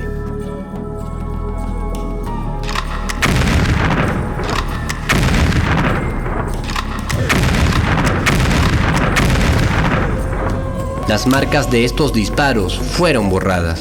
Pero mientras los medios callaban realidades, un fenómeno inédito en el mundo sucedía en las calles de Venezuela. Un proceso de información boca a boca, por teléfonos celulares. Un lenguaje de señas y símbolos que derrumbó la tesis del poder inobjetable que pueden tener los medios. Nuestro presidente Hugo Rafael, lo necesitamos, nos lo tienen secuestrado. La gente sabía que el día anterior había ocurrido algo muy diferente a lo que transmitían las televisoras. Este Chávez lo tienen secuestrado, no lo dejan hablar al pueblo. De ese hotel que está aquí arriba, de ese hotel disparaban los francotiradores para este puente que está aquí atrás. En este puente disparaban a las personas que estaban montadas arriba y a todos los que estaban ahí caían en el suelo muertos. La voz se fue regando, los testimonios e informaciones recorrían la calle. Las primicias viajaban en motos. Y los habitantes de un país que vivía una dictadura política y mediática se convirtieron en agencias ambulantes de noticias que divulgaban las verdades a los cuatro vientos. Me agarraron los policías de Peña y me cayeron a tiro. De broma no pierdo el ojo, por culpa de ellos. El Dominicano está disparando contra el pueblo. Queremos la libertad de nuestro presidente Hugo Chávez, Rafael Frías. Fueron la fuente a la que acudieron muchos corresponsales extranjeros. Con la intencionalidad de transmitirlo por cualquier vía, porque los medios acá no están mostrando nada. Y nosotros quisiéramos decir eso ante sus cámaras. Que la prensa local, particularmente la televisión local, no ha estado cubriendo sus manifestaciones y acusaron a la prensa local de estar sesgando la noticia. El terror impuesto daba paso en pocas horas a la denuncia. Estuvimos allá, conversamos con la gente, entrevistamos como a 10 personas más o menos que nos dicen la versión muy similar a la que tú nos dices. ¿Qué estamos? Los representantes de los medios alternativos, somos los únicos que estamos en la calle. Perfecto. Queremos romper el cerco informativo. Yo veo a gente que está manifestando su opinión y la policía que dispara. Durante esos días, la censura de los principales medios privados protagonizó la jornada. La línea del viernes 12 fue muy clara y la línea era cero chavismo en pantalla. Nada que tuviera que ver con Chávez, con sus seguidores, con sus diputados, sus ministros. La idea era crear un clima de transición y comenzar a divulgar, a fomentar la entrada a un nuevo país.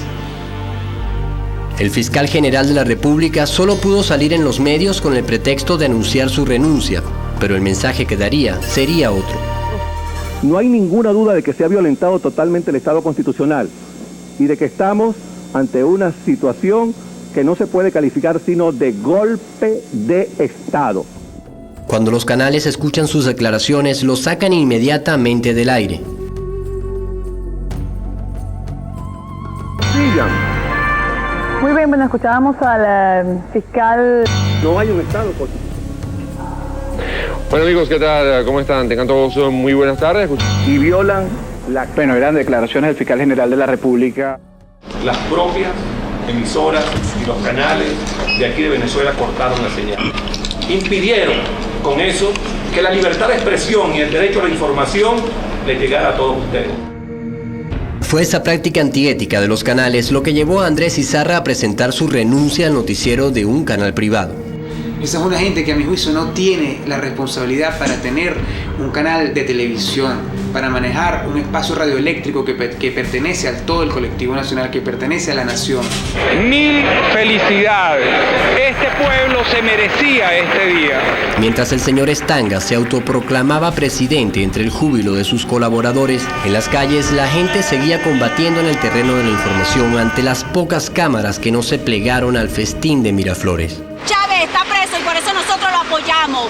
Y así nos tengan que perseguir, nos irán a matar todos los venezolanos. Pero somos pobres y somos muchos. Les pedimos que nos ayuden, que lo publiquen, que los 19 países escuchen los tiros que no es mentira. Ellos nos quieren matar, nos tienen la persecución, queremos que esto salga a la luz pública.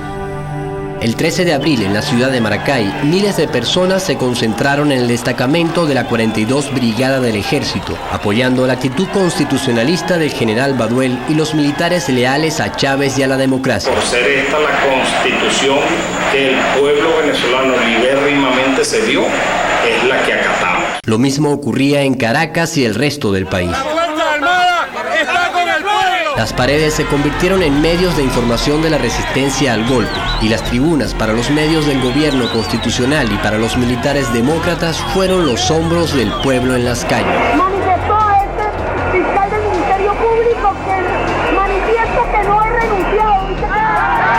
El ejército venezolano forjador de libertades está con su pueblo. Quiero recordarle a todos ustedes que todas las guarniciones militares están con el presidente Hugo Rafael.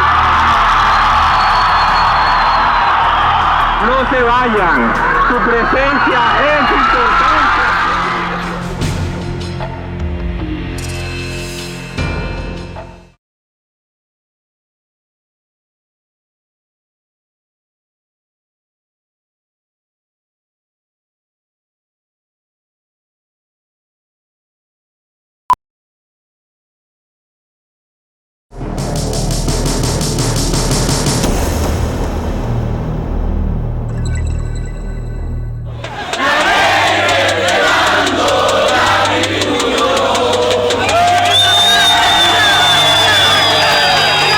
Ninguno de estos hechos fueron transmitidos por las televisoras. La programación predominante de esos días fueron películas y dibujos animados. En aras de la prudencia y en virtud del ambiente de incertidumbre y falta de información absolutamente comprobada sobre lo que ocurre, no hemos dado informaciones o transmitido imágenes que pudieran causar mayor daño a nuestro país. Esto por nada quiere decir que ocultamos información o estamos violando el derecho que cada uno de ustedes tiene de estar bien informado. Anda, la osa. Jamás creí que diría algo semejante de la televisión, pero esto sí que es estúpido. Nos damos cuenta que los medios de comunicación están parcializados, pasan solamente lo que les conviene según los intereses de los grandes empresarios. Fue una burla al país, se burlaron de todos los venezolanos, que suelten a Chávez o todo el mundo va a salir a la calle a protestar y esto se va a acabar. El pueblo arrecho reclama su derecho. En Caracas, el canal de televisión del Estado permanecía cerrado desde el 11 de abril. A sus puertas fueron llegando los ciudadanos reclamando libertad de información.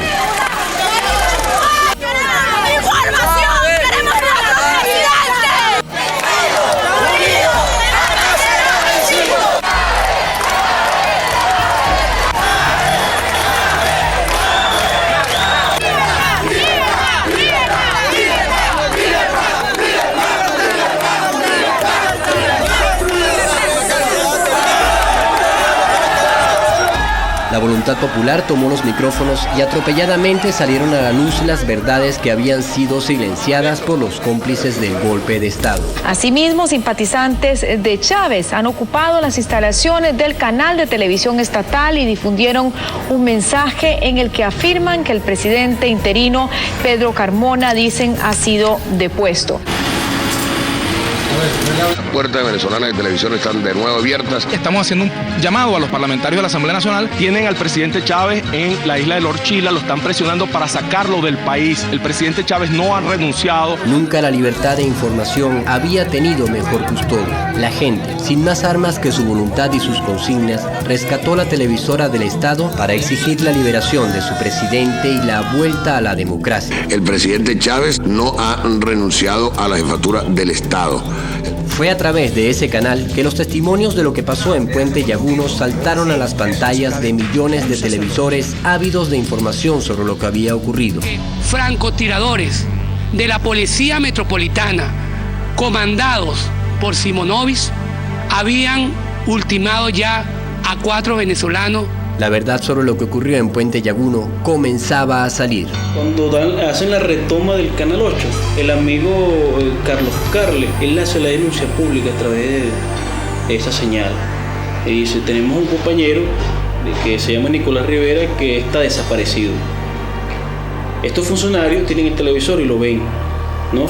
Entonces dicen, este lo tenemos aquí. Fue así que comenzaron a aparecer los detenidos que habían sido trasladados de un lugar a otro, ocultándolos de sus familiares. ¡No lo van a sacar así, vale! ¡No lo van a sacar! ¡Hacemos papel, pero si no! ¡Violándolo de nuestros hermanos!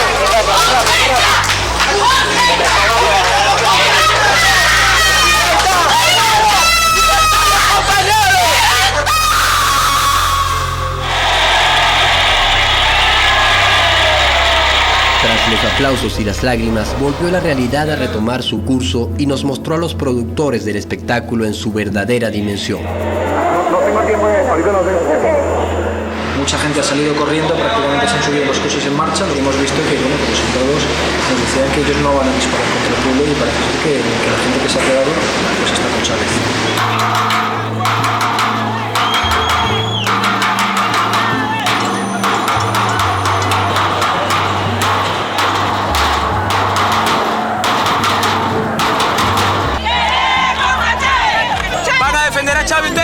¡Hasta la muerte! El pueblo, junto con los sectores más sinceros y probos de la Fuerza Armada, han restituido la razón y el orden constitucional. Con su bandera y su conciencia, bajan a defender su voluntad, bajan contra el fascista y el traidor, bajaron y bajaron, soldado y pueblo un solo ser, bajaron. Armados de constitución, bajan por mí, por los que despreciaron y bajaron, se encontraron, se quedaron en una prueba de amor del pueblo noble y luchador por Venezuela, por su honor, baja y combate con fervor a rescatar con valía a Hugo Chávez Frías, el comandante.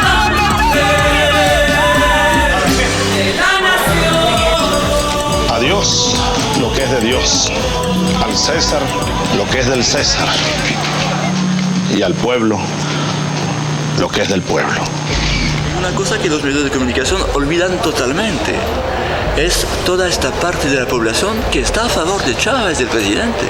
Esta parte de la población no existe mediáticamente. Yo los llamaría a la reflexión, a que empezaran a cumplir una verdadera labor. Su verdadera labor es informar de una manera imparcial. Todos los venezolanos, sin importar a qué tendencia perteneciéramos, fuimos utilizados como personajes del guión de un golpe de Estado que requería víctimas y victimarios. Indiscutiblemente que los dos lados han cometido errores, pero, óyeme, que hay unos tipos para nada fuera de lugar. Esos señores que condujeron el 11, esa manifestación al centro. El encanto de las pantallas sirvió para llevarnos al escenario del crimen. La vistosidad de sotanas y uniformes completaron la puesta en escena de aquella tragedia. No pueden quedar impune tantas muertes que hubo ahí, que, la policía masacró a un pueblo desarmado completamente y que se violaron los derechos humanos de muchas personas. La hipnosis ante un video manipulado estuvo a punto de cubrir con el manto de la impunidad una verdad que con el tiempo salió a la luz y escribió la historia en su justa dimensión. Yo pienso que aquí ellos quieren dejar todo impune y que aquí no salga la verdad a la luz pública. Pero para eso están los heridos que quedaron vivos y nosotras las viudas estamos aquí para dar ese testimonio que sí hubo un golpe de Estado, que aquí hubo muertos y nosotros vamos a luchar hasta que aquí se cumpla, se diga la verdad. Estas personas que vemos en un puente de Caracas respondieron con sus armas al ataque criminal de los francotiradores y algunos policías que disparaban contra manifestantes indefensos. De no ser por estas personas, muchos más habrían muerto ese 11 de abril. Los medios de comunicación no han cesado en su empeño por seguir criminalizando a estas personas, no obstante que hubo una decisión judicial que los absolvió de toda culpa. Ha sido bastante duro para las víctimas y para el grupo de abogados enfrentar las presiones de la Policía Metropolitana. Por parte nuestra hemos tenido que solicitar medidas de protección debido a graves amenazas de muerte que han tenido estos heridos y estos familiares de fallecidos en el curso de esta investigación. Nosotros no hemos tenido vida, porque son cosas que es la imagen y es como una película que uno revive día tras día. Pero nosotros vamos a vencer eso porque el bien siempre va a salir adelante, va a triunfar un día y nosotros vamos a triunfar en esta lucha. Todos los caídos del 11 de abril fueron víctimas de la ambición por el poder y pertenecían al mismo bando, Venezuela. Triste porque somos todos hermanos, tenemos un gran país, tenemos muchos recursos, tenemos mucho pueblo preparado y creo que podemos salir adelante y lograr lo que queremos todos, porque yo creo que en el fondo la gente no ha analizado que lo que queremos es tener un país para todos. Y como dijimos en un comunicado, los muertos no son de un lado o de otro, son de todos, son nuestros muertos y estos muertos nos llaman a la vida. Los golpistas y sus cómplices tienen una deuda con la justicia. Muchos directores y dueños de medios de comunicación en Venezuela tienen una gran deuda con la verdad.